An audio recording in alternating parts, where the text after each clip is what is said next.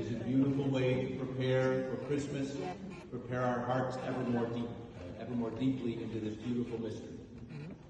I want to thank in particular all of those people who make this Simbanga Bay happen. First of all, to our art observers who've been here day in and day out. Thank you, to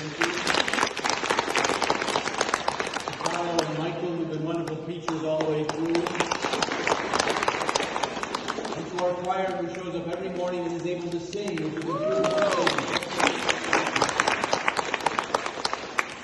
And to all of you for being here on difficult mornings and difficult days to pray for those things that we hold in our hearts here as we prepare ourselves to that beautiful Christmas.